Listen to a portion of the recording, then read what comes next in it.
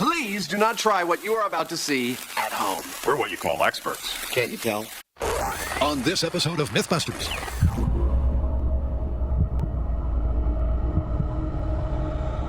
This is just wrong. This is terrifying. The team feels the fear and doubles the danger for two crazy commercial myths. I'm gonna need some psychotherapy after this. First, Adam and Jamie are at the end of their tethers. Are you kidding? This is a hobby? Holy Testing if you could bop for an apple He did it! in the midst of a 100-foot bungee jump. What did I get myself into? Then Carrie, Tori, and Grant get some serious air, taking on an ad that serves up sky-high sport. But can you play tennis That was scary. I'm not gonna lie. on the wing of a plane in flight? Are the MythBusters Adam Savage I got the chicken! and Jamie Heineman. I'm ready. Between them, more than 30 years of special effects experience, together with Grant Imahara, Start the car! Carrie Byron, and Tori Bellagio. Let's start this car! They don't just tell the myths, Bye-bye. they put them to the test.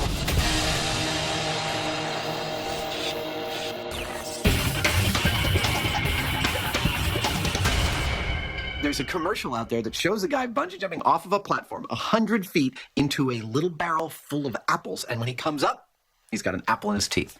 I see a lot of bungee jumping in our future.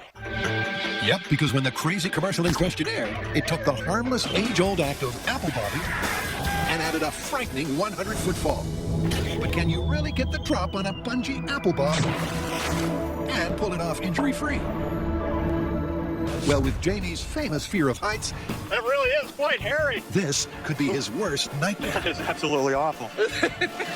To my mind, there's three things we got to investigate in this. One is, can your depth of your drop of bungee jumping be made precise enough so that when you hit the water, you don't hit the bottom and kill yourself? Two, can you actually aim where you fall in bungee jumping to hit a target as small as a barrel? And three, if all of that works, can you actually come up with an apple in your teeth?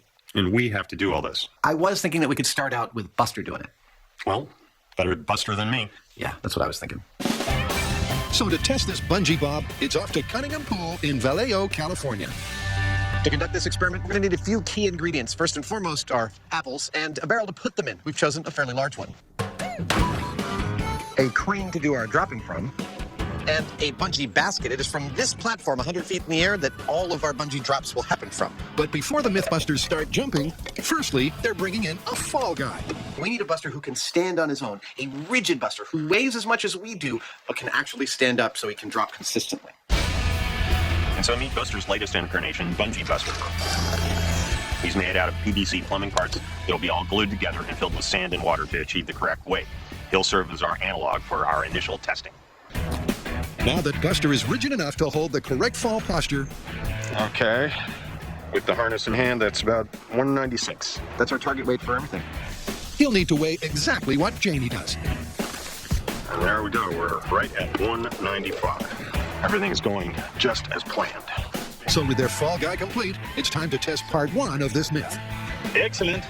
Can our bungee experts tune Buster's fall so that when he hits the water, he won't hit the bottom of the barrel? If I had to hazard a guess, I'd say Jamie's in the basket now. Probably complaining about the height. He doesn't like them. Oh, man. I hate heights. This is terrifying. In 3, 2, 1.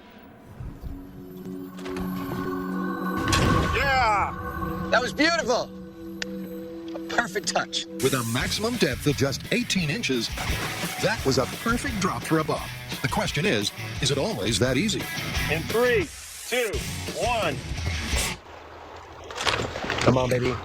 Oh, that was perfect. Yeah. Fantastic. 2 in a row. Absolutely the same. We've got our mark.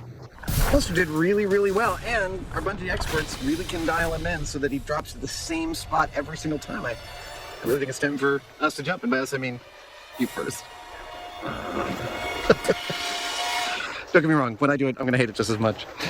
So now that Buster has proven that the depth is repeatable and safe, it's time to try it with a much more human analog. You ever have people barf when they're at the very end because of all the food in their stomach just wants to come straight back out? Just about everything.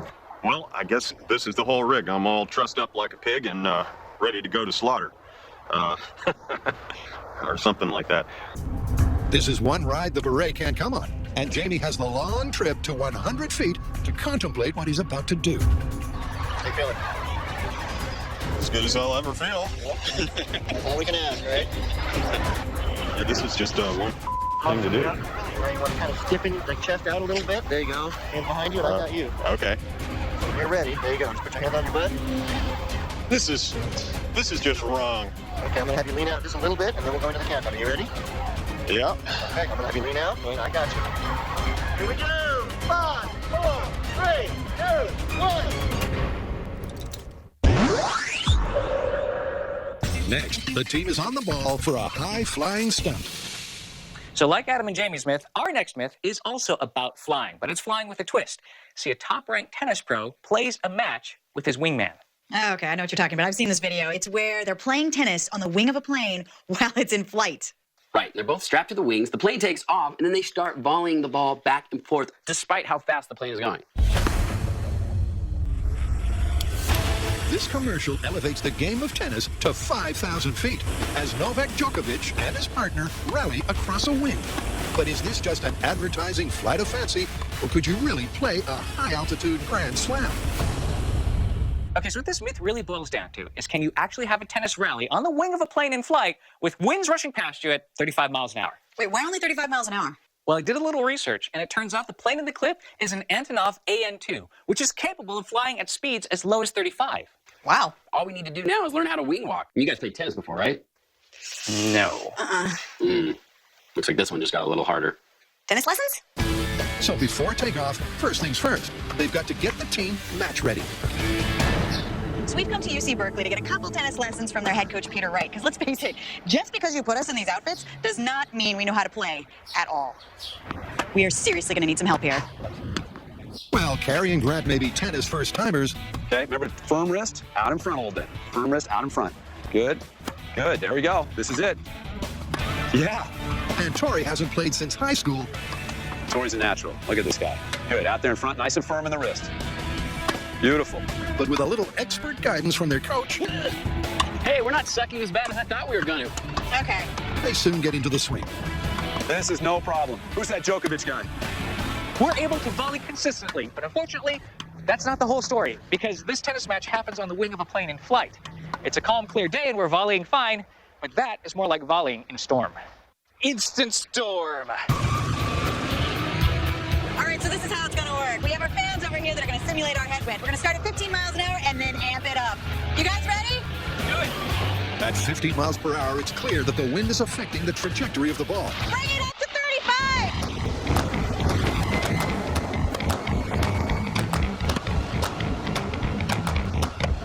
35! It's when the wind machine goes to 35 miles an hour where it gets interesting. And the ball no longer travels in a straight line. Sometimes it does a corkscrew. Sometimes it just drops. But after a little bit of adjustment, by turning my back to the wind and aiming my racket upwind, I find that I can get a pretty decent volley going. So yes, it's difficult, very difficult, but not impossible. The team was able to volley in winds of 35 miles per hour, which means this myth is cleared for takeoff. Now all we have to do is learn to wing walk. That should be a piece of cake. Coming up, can the Heineman conquer his fear of heights? This is terrifying. And later, it's anyone for tennis? Let's hear it. This is scary.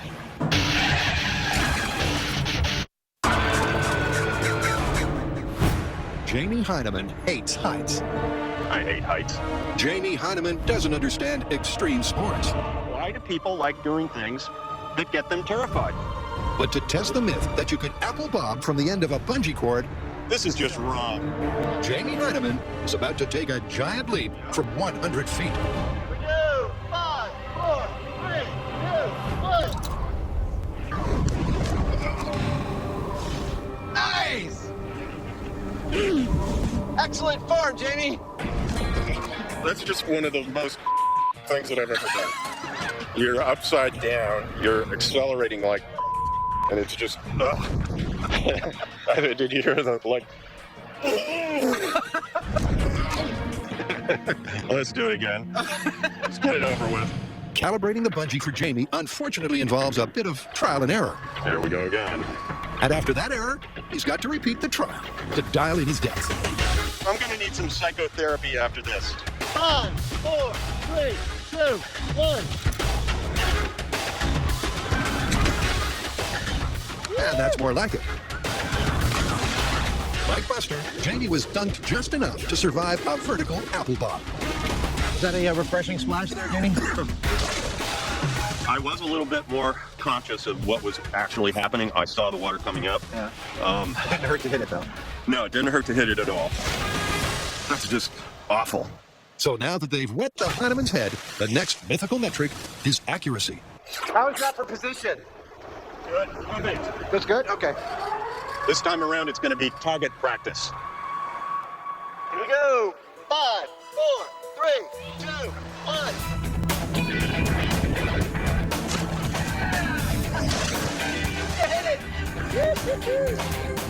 Despite the fact Jamie had very little control over his fall, he still dunked his dome inside the stand-in barrel.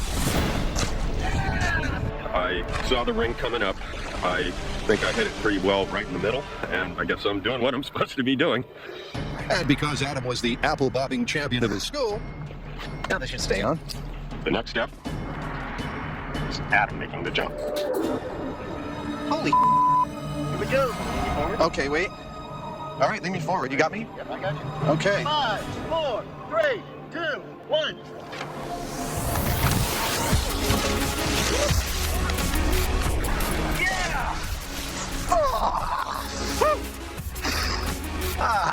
I'd like to go home now.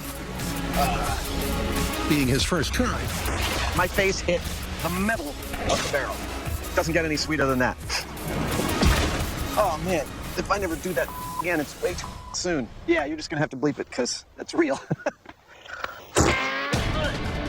well, now that they've got the depth and accuracy sorted, how do they like them apples?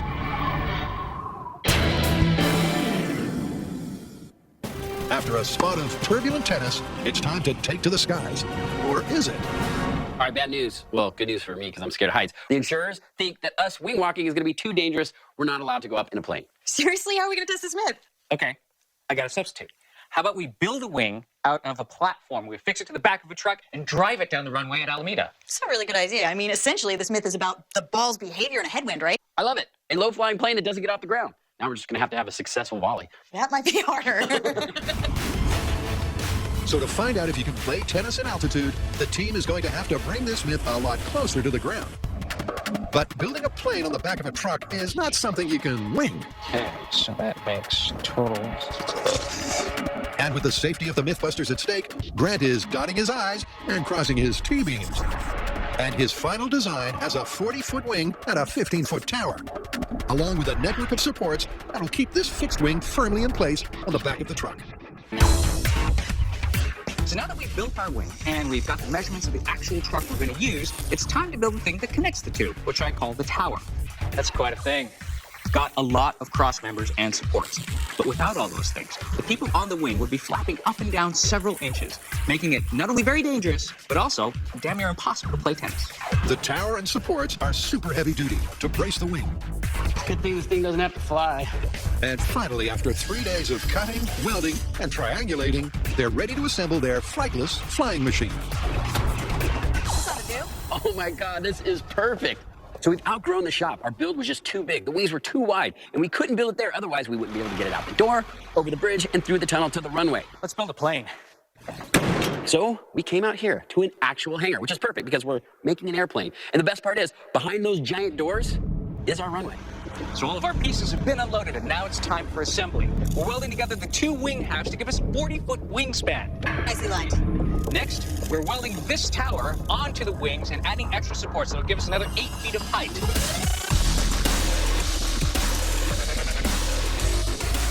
And after we're done with that, we flip it all over and put it on top of this big-ass truck. This doesn't look dangerous at all. At 15 feet off the ground, the guys may not technically be flying, but they may as well be. Oh, this just doesn't seem like a good idea anymore. This is terrifying. This is so high off the ground. If this thing flexes at all, one of them is wetting their pants. And with 40,000 pounds of steel in place, the guys weld it to the truck bed. I would have to say, out of all the welds on this thing, these are probably the most important. Yeah! There you go, like a glove. Perfect. Just like we planned it. All right, so our makeshift airplane is finally complete. We've got a 40-foot wingspan that is supported by about 4,000 pounds of steel and cabling. It should be very sturdy. We have our safety rigs in place so the boys will be safe. We have an anemometer strapped up there so that we can get precision wind speeds. It's completely supported by a turbo diesel tow truck. Now all we got to do is try it out on the runway.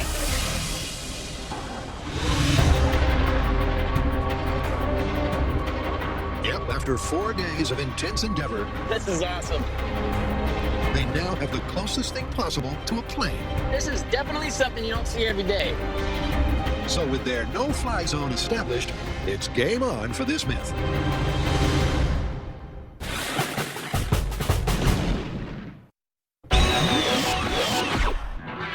The MythBusters are at the end of their rope, testing if you can bob for an apple on a bungee cord. So now we've got our height and our weight dialed in to where our heads are penetrating the water just a few inches. And we've also nailed the accuracy. So now it's time to bring in the hard part, which is biting onto one of these, or more accurately, one of these, because this might break your teeth or your nose. We don't know yet. So these foam ones, we'll see how we do with those first. So what do you think? You ready to go for an apple? I'll be quite honest with you. I don't need to stand on the ceremony to tell you that is pretty much the most unpleasant thing I have ever done. You want to take this one home? I thought I was off the hook, but hey, you know, if you really don't want to do it, I'm getting used to it. I'll deal with it. Thank you, sir. Jamie's taking this one for the team. Target's in place. Our Heineman's getting himself rigged up. And all we need to do is fill our barrel with some apples. But wrapping his jaws around an apple in the blink of an eye isn't going to be easy. How are you feeling? Horrible. 3, 2, 1.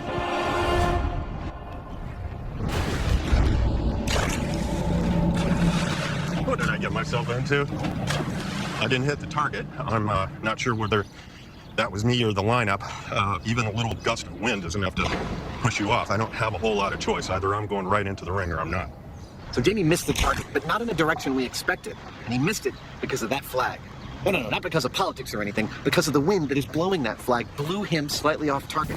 Thanks to the wind, targeting Jamie's jump is nowhere near as reliable as earlier. And that's making this myth look more and more like just that, a myth. 3, 2, 1.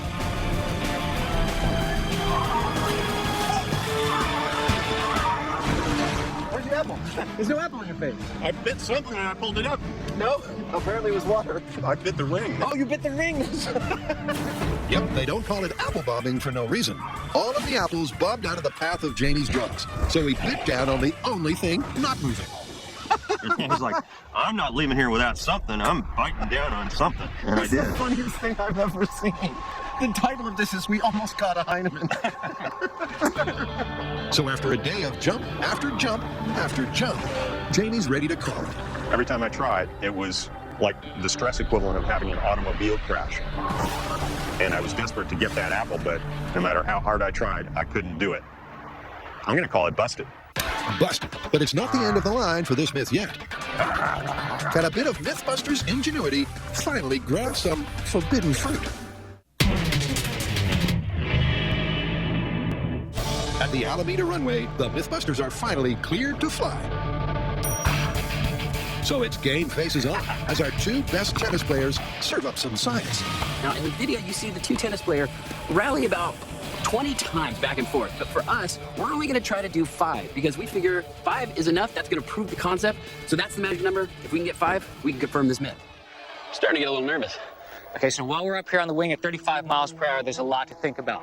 We're dealing with a massive headwind. The wing's going to be vibrating and flexing, and we've got to keep our balance, and we've got to play tennis, all without moving our feet. It's going to be a lot. And for that reason, they won't just be harnessed to the wing, they'll be tethered to it as well. All right, make sure you get this right. Let's do this.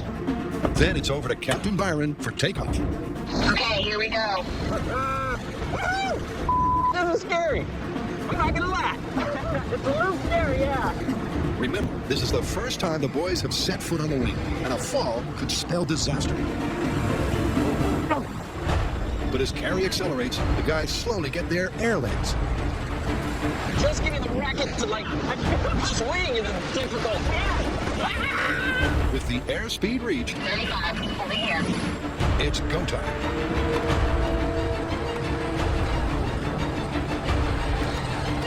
And almost immediately, it's clear that rallying up here is a whole different ballgame. The wind, coupled with the bounce and the danger, is making this a lot harder than their earlier fan test. I don't know if we returned one ball to each other. I think we did one. Okay. We need to get at least 5 in order for this to be confirmed. All right, well, seeing as this is the first time we've ever tried this, I think 1 out of 1,000 is okay. We're gonna do better this time. Ready? Ready? The second time around, it's silence on the court as Tori and Grant concentrate hard on hitting the ball.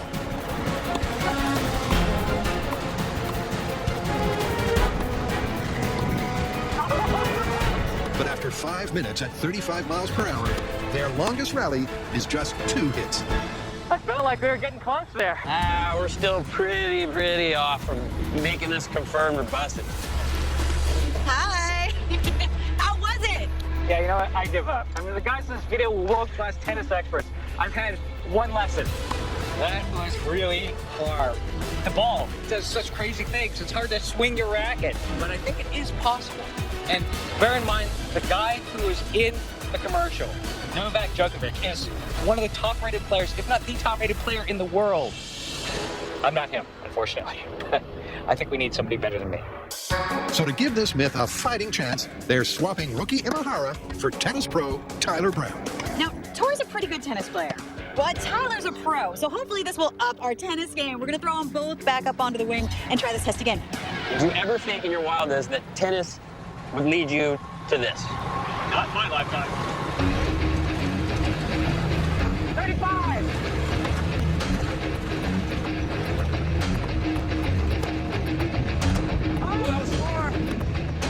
From the start, Tyler and Tori are consistently returning the ball. 1, 2, 3, 4, 5, 6, you got it! You did it! And after just 4 minutes at wind speeds of over 40 miles an hour, Tori and pro Tyler are confirming this myth all over the place.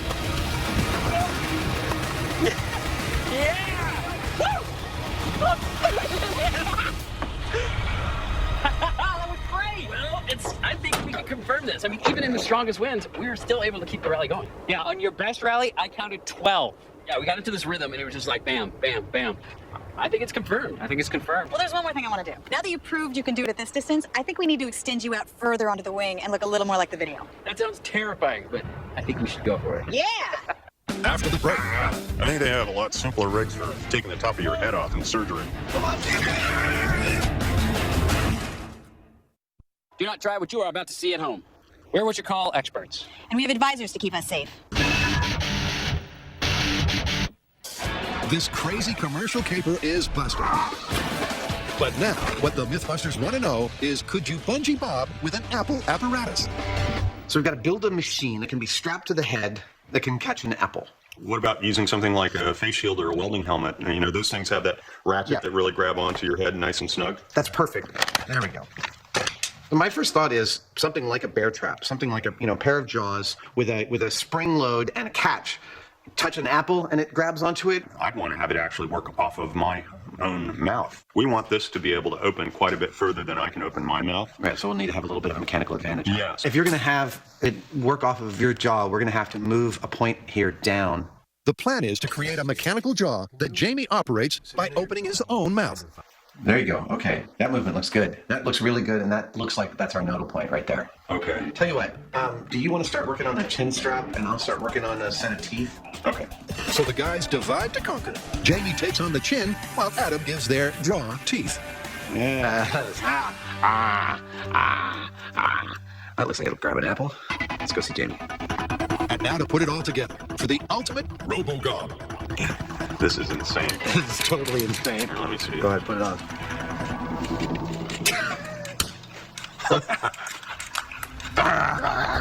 Let's try it out. Their device has got a bigger mouth than Jamie and even Adam. But will it work upside down and underwater? That's not bad. Cool. Well, let's fill the tub and put some apples in it. Go ahead. To test it, the guys have rigged up a down-home apple bobbing bungee. Okay, man. 3, 2, 1, go. Go. Go. Go. Go. 2, 1, go. Hey! He did it! Okay, now let me down. Beautiful. Let him go. It is possible. That's their first successful bob so far, and it's clear that their device has the kind of jaws that this stunt needs. At Alameda, Tori and Tyler are spreading their wings.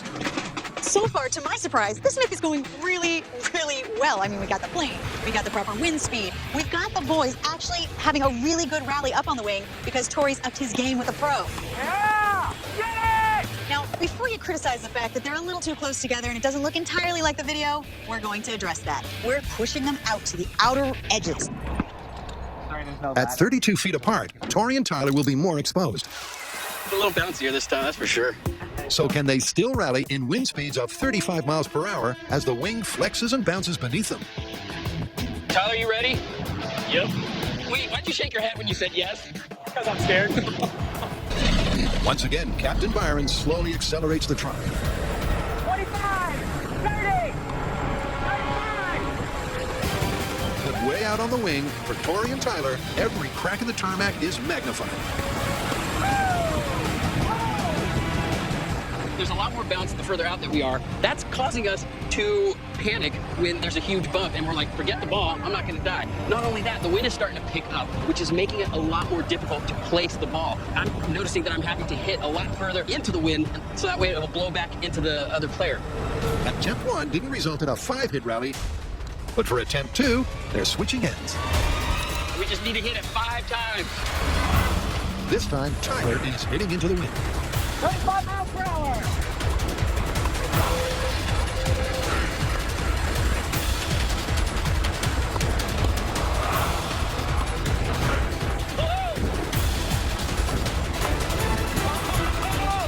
We were close, we were like 4. We just need to get one more.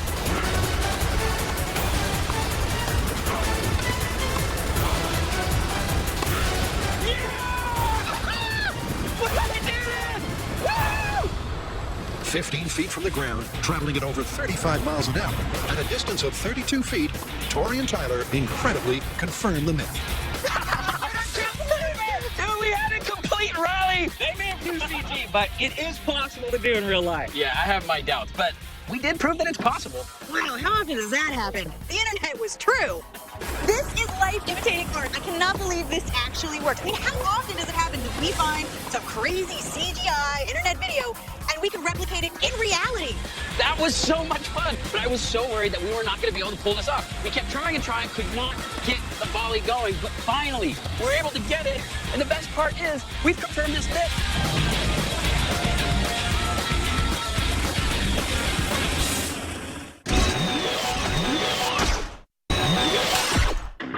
Before the MythBusters perfected their RoboGob, Go! Adam first took a turn at the vertical apple bob, unaided. All right, stop. I kept on bouncing an apple off my lips as wide as I could open. I'm not getting any push on it.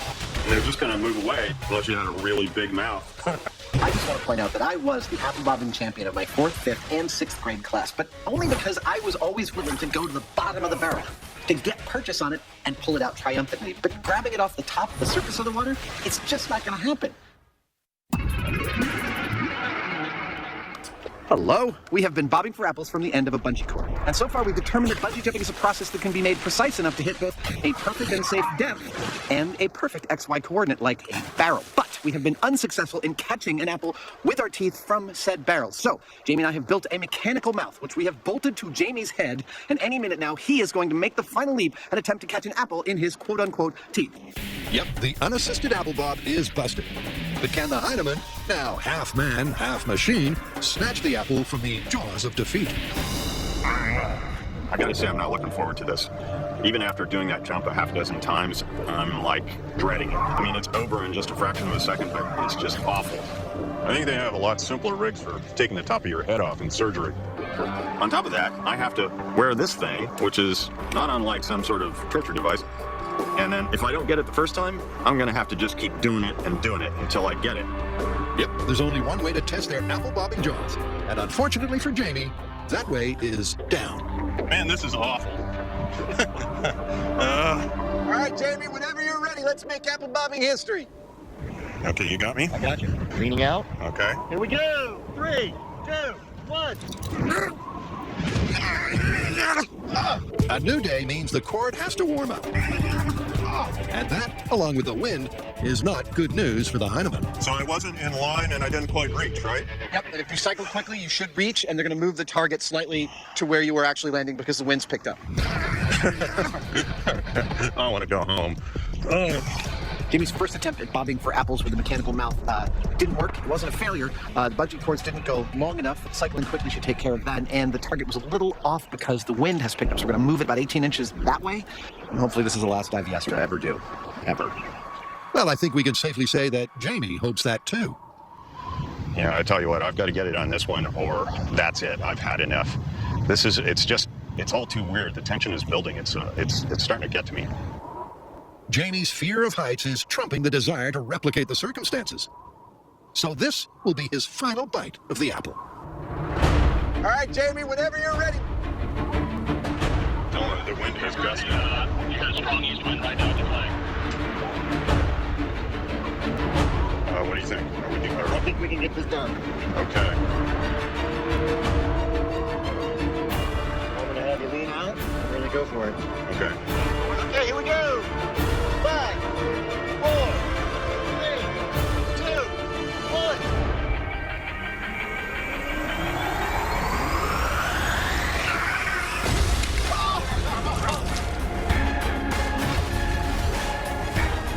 That was an epic attempt. And when you play it in real time, Jamie had hardly a second to operate the jaws. Well, he got something. Jamie's got a taste for that ring, and he's never letting go. How you feeling, Captain? In theory, this thing could grab an apple, but how many times am I going to have to do it to get it right? And I'm up there, and it's just all too weird. You know what it is? I mean, look at me. I know. I'm As if it's upside not down. bad enough, you I'm got just stuck like, to your head. oh, what's happening? You let me out of here. That's it. We'll call it. Bobbing Rebels is busted. Bobbing the what would it take rig on your head. Maybe, maybe not. Who cares? I'm going home. We're done. In a final analysis, Jamie performed like a champion. He made the dive. He made many, many, many dives. He hit the target perfectly, except the wind had twisted him around, and instead of an apple, he got a ring. But we are calling it there. We have found the Heinemann's limit. We've found the Savage's limit.